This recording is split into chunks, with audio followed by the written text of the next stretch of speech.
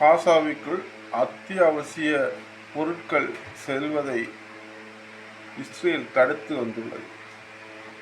இதனால் சிறுவர்கள் உணவுக்காக மண்ணை தின்னும் காணொளி அனைவரது கவனத்தை ஈர்த்துள்ளது.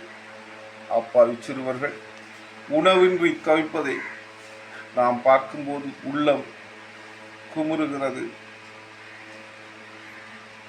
நீங்களும் இதை பார்த்து உங்கள் கருத்துக்களை எமது எஸ்கேபி சேனலில் தெரிவிக்கலாம்.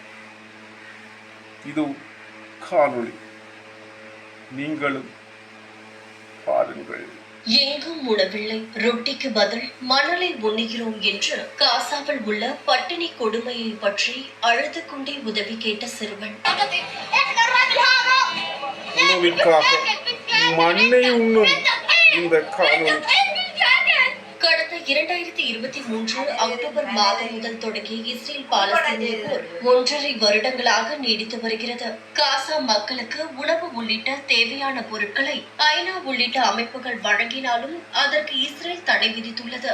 இருந்த போதிலும் இஸ்ரேல் தற்போது குறிப்பிட்ட அளவு உணவு மற்றும் மருந்துகளுக்கு அனுமதி அளித்தாலும் அது அங்குள்ள மக்களுக்கு போதுமானதாக இல்லை. இது மட்டுமில்லாமல் உணவுக்காக மையங்கள் நோக்கி செல்லும் மக்களை யாராக இருந்தாலும் பெண்கள், குழந்தைகள் என பார்க்காமல் இஸ்ரேல் சுட்டு தள்ளுகிறது. இதனால் பல மக்கள் பரிதாபமாக கொல்லப்படுகின்றனர். துப்பாக்கி சூடு மட்டுமல்லாமல் பட்டினி கொடுமையால் பல மக்கள் வாடுகின்றனர். இவர்களுக்கு உணவு கிடைக்காமல் தவிப்பதை சிறுவன் ஒருவன் வீடியோவாக பதிவிட்டுள்ளான். அதில் காசாவில நாங்க சாப்பிட கூட உணவு இல்ல, தினமும் உணவு பொருட்கள் அடங்கிய ட்ரக் அங்க வந்துட்டு போனாலும் எங்களுக்கு எதுவும் கிடைக்கிறது இல்ல, பசியால வாடிட்டு இருக்கோம், உணவு இல்லாம மணல உணவா சாப்பிட்டுட்டு இருக்கோம், எங்க கிட்ட உணவு இல்ல, சமைக்க கூட மாவு இல்ல, எங்க மீது கொஞ்சமாவது இரக்கம் காட்டுங்க, தயவு செஞ்சு கருணை காட்டுங்க.